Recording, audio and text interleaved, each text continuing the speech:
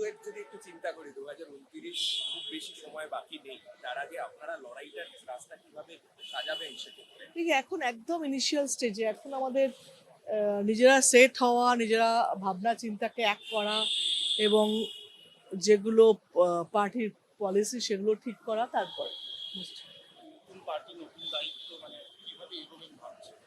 এখনো সেরম ভাবে না, মানে যেরম ভাবে চলবে, যেরম ভাবে পলিসি তৈরি হবে, যেরম ভাবে সেট হবে, দলের দায়িত্ব যে যে যে যে যা যার উপরে ভাগ করে দেওয়া হবে, সেগুলো সেরম ভাবেই চলবে। মানে আপনার প্রাথমিকভাবে তৃণমূল কংগ্রেস বারবার একটা আক্রমণ করছে যে বিপদের সময় ছেড়ে চলে যাওয়া, না, সেটাকে যখন দলবদ্ধ করে নেওয়া। যখন তৃণমূল বিপদে ছিল 2009, তখন আমি ছিলাম, মানে তখন ক্ষমতায় সরকার ছিল না, এবং এই বারবার ওঠানামা ছিল, কিন্তু কখনো আমরা খুব ভালো করেছিলাম, কখনো খারাপ ছিল, কখনো ভালো ছিল, কখনো প্রত্যেকবারই আমি ছিলাম, এবং 17 বছর সময়টাও কিন্তু কম নয় যেটা আমি দিয়েছি, এবং যেটা অভিযোগগুলো জমতে জমতে জমতে পাহাড় জমে যাওয়ার মতন হয়েছে। সুতরাং এটা যারা ওদের সঙ্গে যা বলছে তাদের কাছে আর কোনো বক্তব্য নেই, এবং তাদেরও ভাবনা চিন্তা এতদিন কোথায় ছিল সেটা আমরা জানি, কারণ আমাদের সঙ্গে কলিগ হিসেবে আলোচনা করতো। এখন ওরা বলছে বলুক। একটা সাধারণ মানুষের প্রশ্ন, যে 17 বছর থাকবে এমন কি যে সবাইকে একসাথে?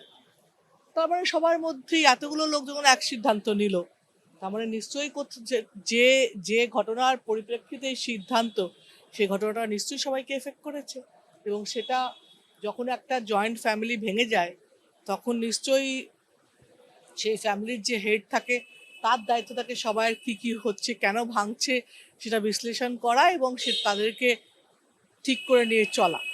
সেই চেষ্টা হয়নি মনে হচ্ছে। কোথায় হয়েছে? তাহলে তো এতগুলো লোককে এক হতো, 20 জন।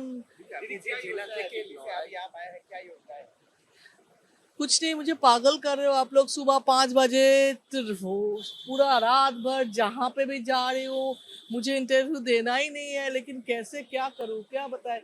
अभी तो चलो, अभी पार्टी कल तो गए थे हम लोग, आप लोग देखे, सब कुछ पता है आप लोगों को। तो अभी चलो, नेक्स्ट जुलाई में सेशन है, तब हम लोग देखेंगे क्या क्या हो रहा है। तो कुछ तो परिकल्पना किया होगा आप लोगों ने, क्या आगे स्टेप लेना है नेक्स्ट? नहीं, अभी तो चलो लीडरशिप, कौन लीडर कौन डेपुटी, ये सब ठीक होगा, फिर चलेगा। কে বেছে নেওয়ার কোনো বিশেষ কারণ? আচ্ছা, এই সমস্ত নিউজ তো সবই বেরিয়ে গেছে, কালকে আপনারা তো সবাই নিউজ করেছেন, একই কথা সবাইকে, প্রত্যেককে আলাদা করে কেন জিজ্ঞেস করছেন আমি বুঝতে পারছি না।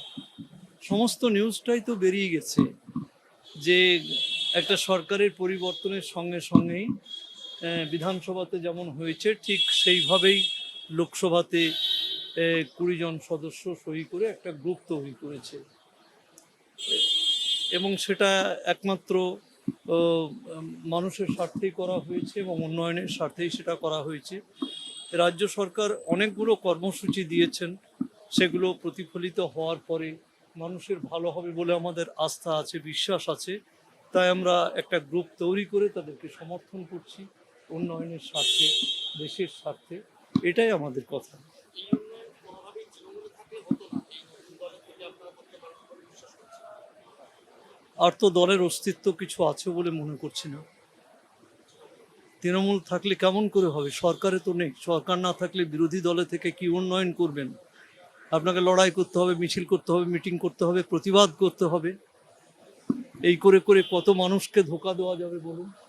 তৃণমূলের ভাঙনের পেছনে যদি প্রশ্ন করা হয় দায় কার, আপনারা এখন কার দিকে আগ্রহ করবেন? সাম্প্রতিক কি বলছেন? তৃণমূল ভাঙনের দায়ে যদি প্রশ্ন করা হয় যে দায়টা আদতে কার, কার দিকে এখন আপনারা আঙুল তুলবেন? এতদিন দলে ছিলেন, সেই জায়গাটা বলার জায়গা ছিল না, তাই এত তাড়াতাড়ি পেয়ে গেল 1 মাসের মধ্যে বিধানসভায়, লোকসভা। যারা নেতৃত্বে আছেন তারাই এই প্রশ্নের জবাবটা দিতে পারবেন। আলোচনা হয়নি তো। নির্বাচনে পরাজয়ের পরে আমরা তো মিটিংয়ে গিয়েছি একাধিকবার, সেই মিটিংয়ে তো একটা আলোচনা হওয়া দরকার ছিল যে যে এই ব্যর্থতার কারণটা কি, আমাদের লেভেলে হোক, রাজ্য স্তরে কিংবা জেলা স্তরে হোক, যে আপনারা একটা রিপোর্ট পাঠান, আমরা এটা দেখতে চাই কার জন্য এটা হয়েছে। সে আলোচনা তো হলো না, ধারাবাহিকভাবে যা চলছে তাই চলছে। এ প্রশ্ন তো তখনই আসবে যদি আমাদের আলোচনার কোনো সুযোগ থাকতো, যে আপনারা বলুন, আমরা বলছি, আপনারাও বলুন যারা নির্বাচন করেছেন, অংশগ্রহণ করেছেন, তা আপনাদের সংগঠনের পক্ষ থেকে এই পরাজয়ের কারণটা কি আমরা বলতাম। এবিপি আনন্দ, এগিয়ে থাকে, এগিয়ে রাখে।